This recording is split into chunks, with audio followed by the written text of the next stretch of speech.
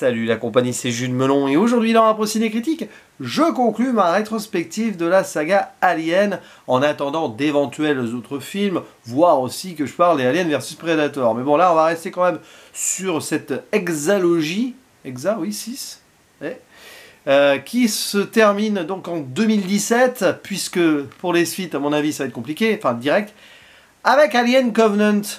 5 ans après le très décrié Prometheus de Ridley Scott, et bien ici nous avons un autre métrage très décrié de toujours Ridley Scott. Voilà. Et avec au casting, alors de retour Michael Fassbender, qui reprend son rôle de David et qui va même jouer un autre androïde, Walter, et les apparitions très rapides de Guy Pearce, sans sa prothèse vieillissante, pour la scène d'introduction, mais il n'est pas qualité.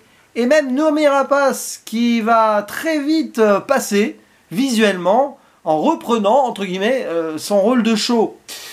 Disons qu'elle devait être là plus longtemps normalement, mais il y a eu quelques réécritures. Hein, voilà. Sinon nous avons de nouvelles têtes qui apparaissent, à savoir Catherine Waterston, qui est un petit peu la Ripley de ce film, Billy Crudup, Danny McBride, sorte de cow-boy dans l'espace, Davian Bashir, Carmen Eyogo, Amy Seimetz ou encore Jesse Smollett, sans oublier, alors mais très vite fait, mais à peine vers le début du film, très vite, pouf, et après il n'est plus là, James Franco, qui brûle.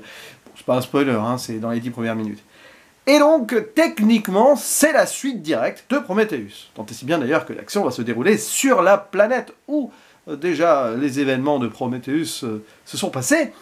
Et on va suivre un nouvel équipage hein, qui, tout simplement, avec quelques membres, mais surtout des gens qui sont cryogénisés, sont en voyage vers une planète habitable, loin de la Terre, pour la coloniser. Donc c'est la mission Covenant, d'où le titre, Alien Covenant. Hein, enfin, bref, parce que oui, explorer l'espace tant qu'on le peut, c'est bien, mais potentiellement vivre ailleurs, parce que la Terre se meurt, c'est pas mal non plus. Et sur le chemin, malheureusement, rien ne va se passer comme il faut, il va y avoir un gros problème, tant et si bien que pour survivre, ils doivent aller s'arrêter sur une autre planète. Et ça tombe bien, parce que, message d'alerte qui est capté, comme ça, probablement venant de la survivante, rappelez-vous la fin de Prometheus, du Prometheus, hein, le vaisseau cette fois-ci, bref vous l'avez compris, bref ils vont arriver sur cette planète où les architectes, les créateurs de l'humanité apparemment étaient, parce que je vous rappelle que Prometheus revisitait un petit peu ici le destin de l'humanité et d'où nous venions, et là forcément notre nouvel équipage, enfin ceux qui survivent, ils sont 14 hein, en tout je crois à peu près, bon bref, va devoir survivre vraiment face à des petites bébêtes qui sont sur place, hein, rappelez-vous, et retrouver David, l'androïde du Prometheus qui est là, mais pas Shaw. Non, Shaw elle est morte. Alors, disons que c'est un film que j'avais découvert à l'époque, pas au cinéma, après, quelques mois après sa sortie donc, et que j'avais pas détesté, cependant j'étais resté sur ma faim, un peu comme Prometheus.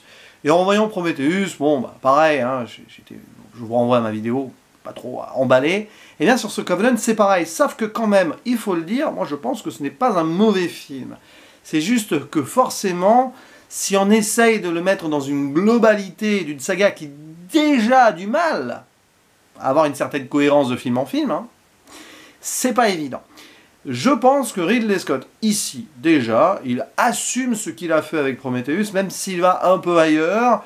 Et le souci, en fait, de ce Covenant, c'est que il faudrait voir ce qui serait fait après.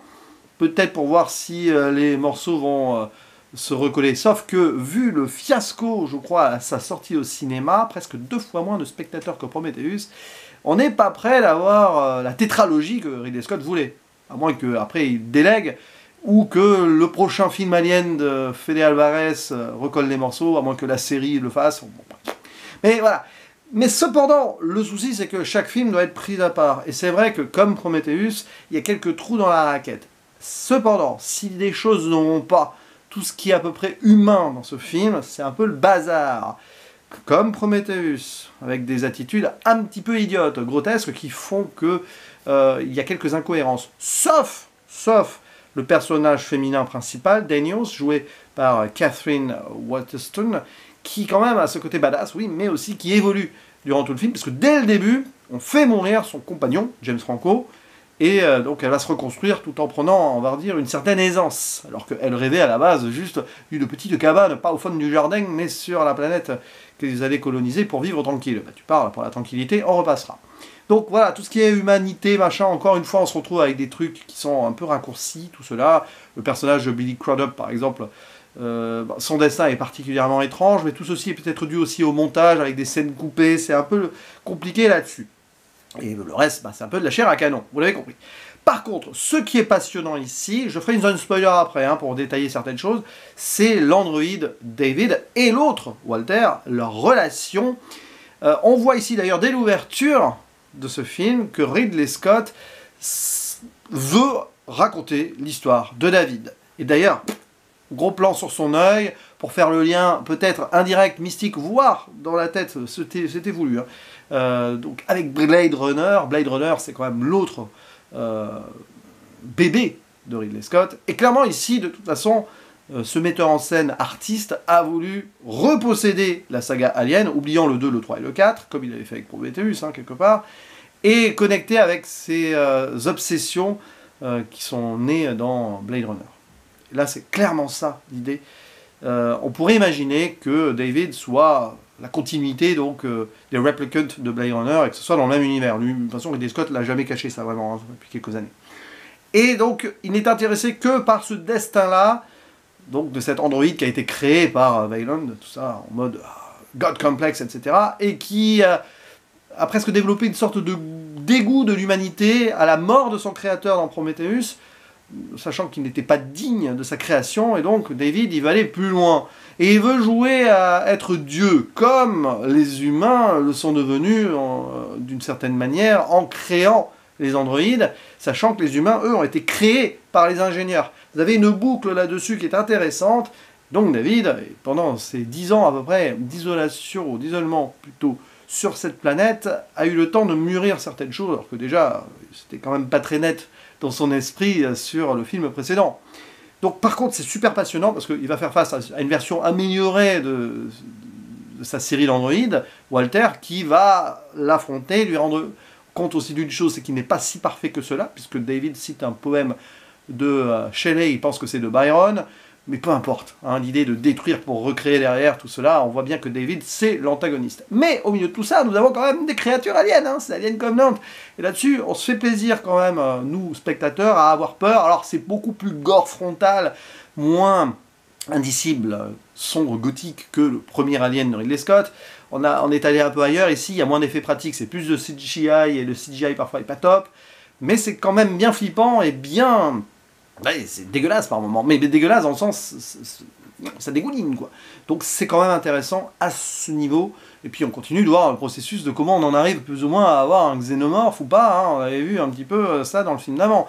Là on a, je crois, un néomorphe, je crois que c'est comme ça que c'est appelé, avec des petites particules qui rentrent dans l'oreille d'un humain pour faire naître après cette créature bien dégueulasse, vraiment, mais au moins là-dessus, il y a un travail pour choquer le spectateur. Alors que ça marche ou pas, ça c'est chacun va ressentir les choses comme il ou elle le sent, mais bon, pour moi, ça fonctionne correctement, sans que ce soit un délire ultimement chiadé. Donc là-dessus, c'est quand même, dans la part du contrat film Alien, c'est une petite réussite. Et puis bon, comme d'habitude, Ridley Scott, il gère sa mise en scène, sa photographie derrière, et puis son esthétique dès la première scène, avec David et son créateur en face, là, il y a quelque chose de fort. Le respect, ou pas, justement, entre les deux, il y a quelque chose comme bizarre un peu, là, qui se met en place. Le rapport à l'art, évidemment, qui va revenir tout au long du film. Le rapport entre David et Walter se fait par rapport à la flûte. Et puis, bien sûr, la musique, Wagner, enfin, voilà. Et là, légère zone spoiler quand même, pour celles et ceux qui n'ont pas vu celui-ci. David, ce qui est passionnant, c'est que donc dans son délire de créateur, c'est lui qui crée le xénomorphe, et ça n'a pas plu à tout le monde. Non, ça c'est clair. Je vous rappelle que Ridley Scott, ici, il a voulu faire un préquel plutôt, de son Alien à nuit. Tout ce qui est après, Reine Alien, machin, le 3, le 4, il s'en fiche. Enfin, il a respecté le travail des auteurs, mais c'est pas ce qui l'intéresse. Donc oui, ici, cette parenté du xénomorphe par rapport à l'androïde, finalement, elle est logique par rapport au travail de Ridley Scott, puisque dans le premier Alien, je vous rappelle que Ash, l'android, était fasciné par l'alien, comme s'il savait intuitivement que c'était une création d'un de ses prédécesseurs Android. Finalement, là-dessus, c'est pas idiot. Et donc, bah après, oui, alors il y a des petits trucs un peu incohérents par moment, facehugger ou pas, là-dessus c'est un peu le bazar, mais voilà, je vais pas revenir là-dessus très précisément, parce que je ne suis pas ultimement attaché à tout cet univers absolu Alien, même si j'aime beaucoup surtout le premier. Donc là-dessus, après, je ne vais pas trop essayer d'intellectualiser ce qui a été foiré ou non sur ce point. Mais je peux entendre en effet que des spécialistes aient trouvé ça un peu embêtant. Donc David, extraordinaire, hein, Michael Fassbender, une nouvelle fois. Ça va très loin là-dessus. Alors, il y a donc le subterfuge, David versus Walter qui se battent, etc. Et à un moment dans le vaisseau, ce n'est pas Walter qui revient, mais c'est David, et c'est lui qui gagne à la fin. C'est lui qui récupère les embryons au fond de son corps et qui va les mettre dans le vaisseau. Et c'est quand même une fin assez couillue qui, évidemment, annonçait une suite. Mais là, on va laisser ça en jachère, peut-être. Un petit moment. Mais c'est intéressant. Il y a toute cette idée donc, de la création qui prend le dessus et qui elle-même devient donc son propre dieu pour aller faire autre chose et créer quelque chose qui va être l'ennemi numéro 1 de l'humain, qui est son créateur.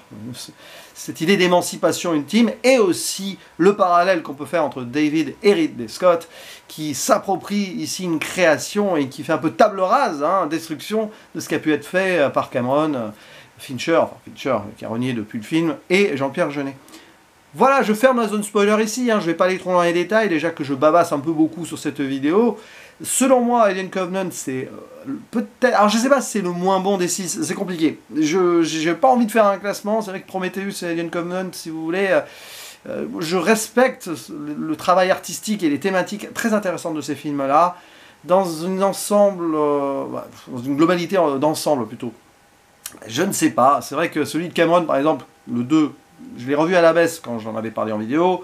Mais, allez, peu importe. C'est pas une horreur pour moi, Alien Covenant. Comme Prometheus, c'était assez passable et très acceptable par moments. Bah, pareil, Alien Covenant, il y a des moments assez forts. Hein, notamment, donc, l'apparition du xénomorphe, j'en dis pas plus, mais il y a quand même quelque chose de fort là-dessus. Je renvoie à la zone spoiler au pire. Et maintenant, j'attends votre avis. N'hésitez pas à dire en commentaire si vous adorez ce film, parce que j'en connais, ou si vous le détestez cordialement, aussi balancez. Et puis si vous êtes un peu entre deux, hein, aussi on en discute, c'est important de débattre sur cela. Voilà. Allez, je vous dis à la prochaine. Ciao.